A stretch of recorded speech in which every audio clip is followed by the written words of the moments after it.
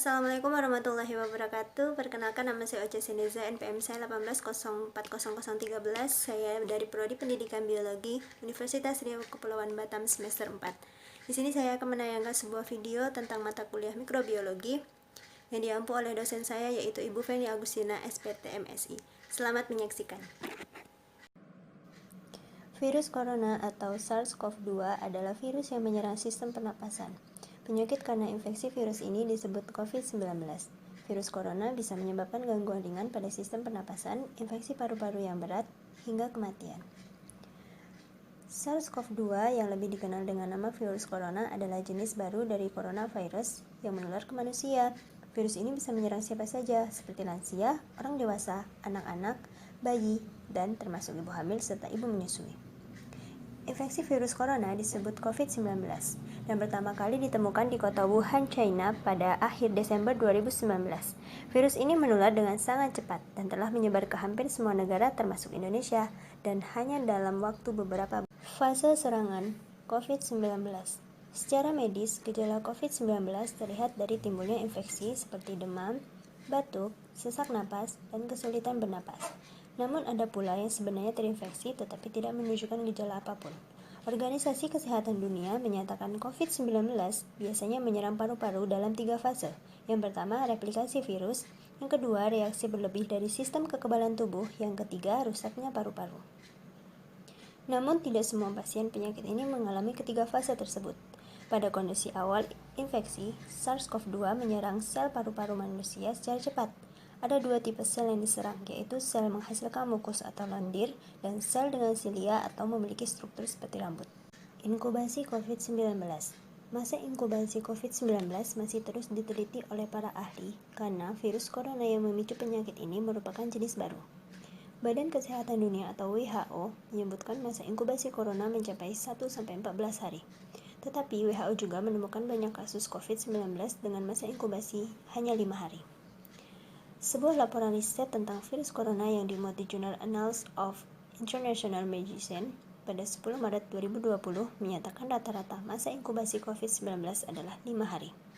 Para peneliti menemukan kemiripan masa inkubasi corona ini dengan virus penyebab sindrom pernapasan akut berat atau SARS. Tapi dalam riset ini juga dijelaskan bahwa masa inkubasi bisa melebihi 14 hari dalam beberapa kasus. Sebelumnya, penelitian yang hasilnya dimuat di eCourseLines pada 6 Februari 2020 menemukan rata-rata masa inkubasi COVID-19 adalah 6 hari. Cara kerja virus COVID-19. Tubuh manusia rata-rata terbuat dari 30 triliun sel dan berisikan 40 triliun bakteri. Sel-sel itu memperbarui diri sendiri secara terus-menerus saat ada yang rusak. Sel punya sistem dan kekuatan untuk menghadapi musuh-musuhnya, salah satunya virus. Saat tidak sedang berada di dalam inangnya, virus sebenarnya hanya sebuah bahan genetik DNA atau RNA yang diselubungi oleh protein. Begitu virus ini berhasil menyusup di sel makhluk hidup seperti hewan, tumbuhan, maupun manusia yang kemudian menjadi inangnya, virus dapat hidup dan berkembang dan kemudian menjadi agen infeksi penyebab penyakit.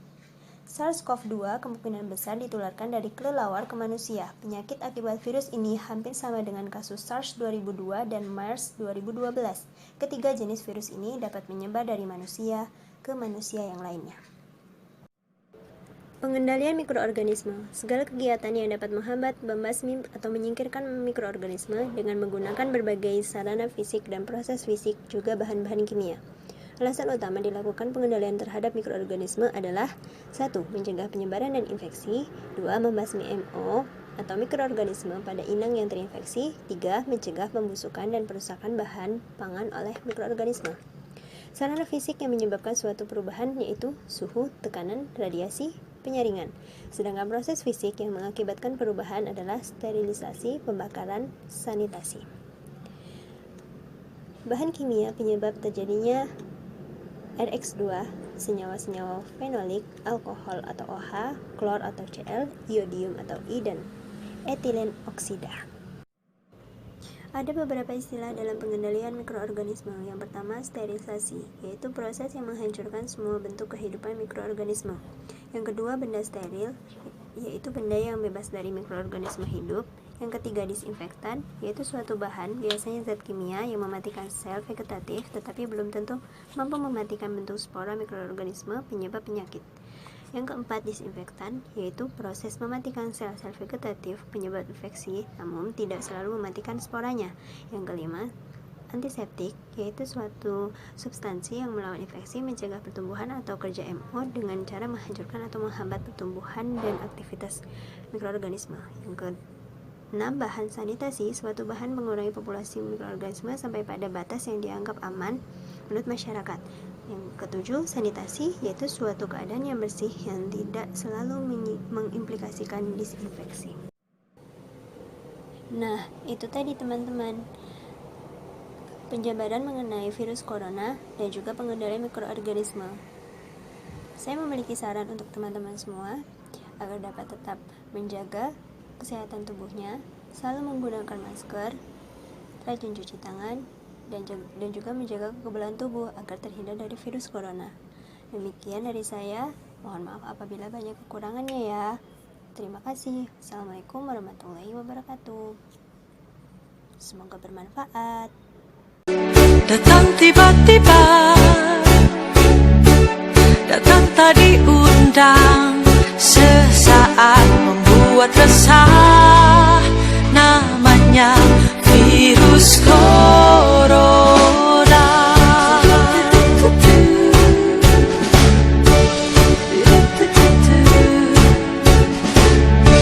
Jangan panik berlebihan, tetaplah berpikir positif.